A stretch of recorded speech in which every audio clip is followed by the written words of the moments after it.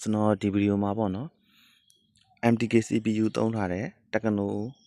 အလုံးတွေ Infinite အလုံးတွေကိုဝယ်သုံးရတဲ့ tool တွေမသုံးမဲနဲ့ free ရတဲ့ tool လေးနဲ့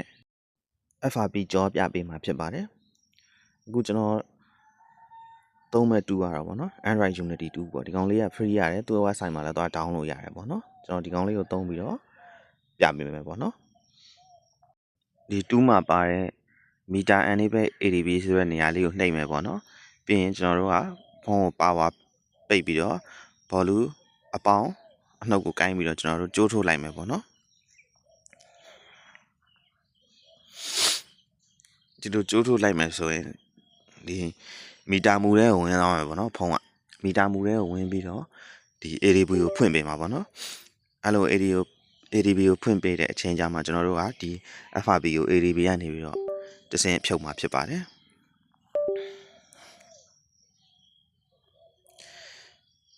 ဒီအခုဖြုတ်တဲ့နည်းကတော့ကျွန်တော်တို့ကဗျာဖုန်းကို ADB ကိုတိအောင်လုပ်တယ် ADB တိအောင်လုပ်ပြီးတော့ကျွန်တော်တို့ ADB ကနေပြီးတော့ပေါ့နော် FRP ကိုဖြုတ်တယ်ပေါ့ ADB တိဖို့အတွက်ကိုဒီ Android Unity 2ကိုသုံးပြီးတော့မီတာမူကနေပြီးတော့ကျွန်တော်တို့က ADB ကိုဖွင့်တာဖြစ်ပါတယ်ဖုန်းက power ပြန်ပြီးတော့တက်လာပြီဆိုရင်တော့ဒါ ADB တိသွားမှာပေါ့နော်ကွန်ပျူတာမှာ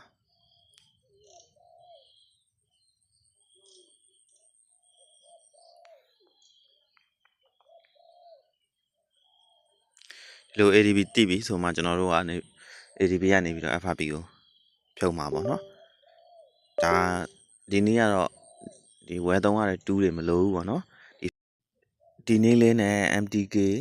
သုံးထားတဲ့ Infinite Techno တွေအလုံးတော်တော်များများကိုအဆင်ပြေရဲပေါ့နော်ဒါဆိုရင်တော့ကျွန်တော်တို့ကဒီ ADB ပွင့်သွားပြီဗျာ ADB ပွင့်သွားရင်ကျွန်တော်အလောက်ကိုနှိပ်ပြအောင်နော်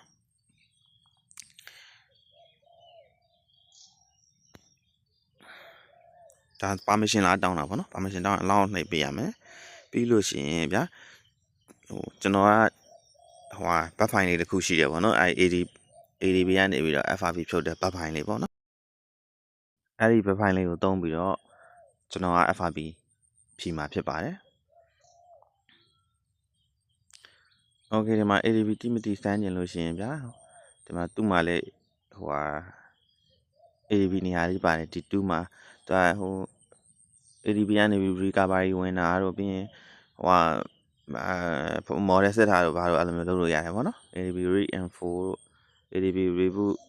passboot တို့ ADB reboot to recovery တို့အဲ့လိုမျိုးတွေလုပ်လို့ရတဲ့နေရာလေးလည်းပါတယ်ပေါ့ဒါပေမဲ့ FRP ဖြီးတာတော့မပါဘူးဗျာသိလားအဲ့တော့ကျွန်တော်ကသက်သက် file လေးတစ်ခုကိုသုံးပြီးတော့ဖြီးမယ်ပေါ့ဗျာဒါဆိုရင်model စစ်ထားတွေပါလုပ်လို့ရတယ်ဗျာကိုကလိလိုက်ကလိကြီးပေါ့တူးထဲမှာ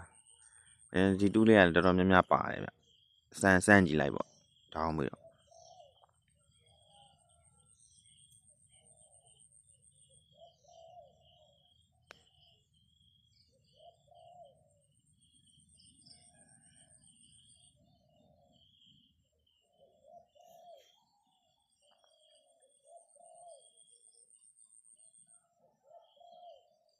ဒီဘက်ဖိုင်လေးပေါ့နော်ဒီဘက်ဖိုင်လေးကို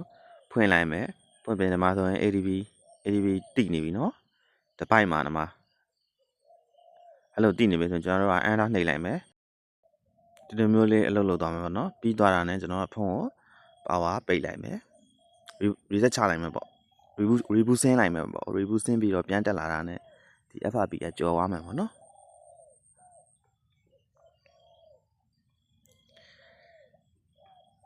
ကျွန်တော်က2တန်းမှာ reboot ကိုထည့်မရေးမိလို့ဗျာကျွန်တော်တင်းပေးထားတဲ့အထဲမှာတော့power တော့ပိတ်စရာမလိုဘူးပေါ့နော်သူဘာသူpower ပိတ်ပြီးတော့ပြန်တက်လာလိမ့်မယ်ပေါ့ပြန်တက်လာတာနဲ့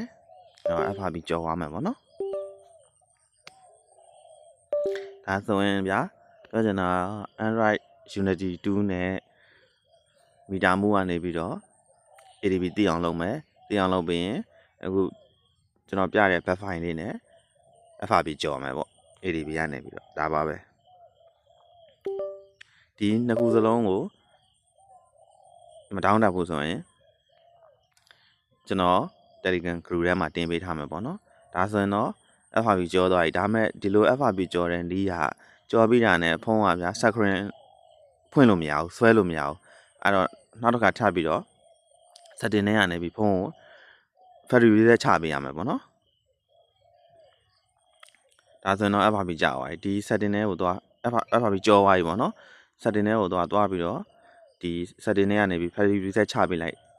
ပြန်တက်လာတာနဲ့သူကပုံမှန်အတိုင်းသုံးလို့ရသွားပြီပေါ့နော် FRP တွေပိုင်းမရှိတော့ဘူးပေါ့ Okay ကျေးဇူးတင်ပါတယ်ကျွန်တော်ဟို factory reset ချတာတော့မပြတော့ဘူးပေါ့နော်ကိုကနဲ့ကိုလုံးမယ်ဆိုရင်တော့ကိုကကိုအဲ့လိုမျိုးကျွန်တော်ပြောသလို factory reset တစ်ခါထပ်ချပေးလိုက်ပေါ့နော်အားလုံးကျေးဇူးတင်ပါတယ်ဒီ back file လေးလိုချင်တယ်ဆိုရင်တော့ Viber ကနေပဲဖြစ်ဖြစ်ကျွန်တော် Telegram ကနေပဲဖြစ်ဖြစ်လာပြီးတော့တောင်းလို့ရပါတယ်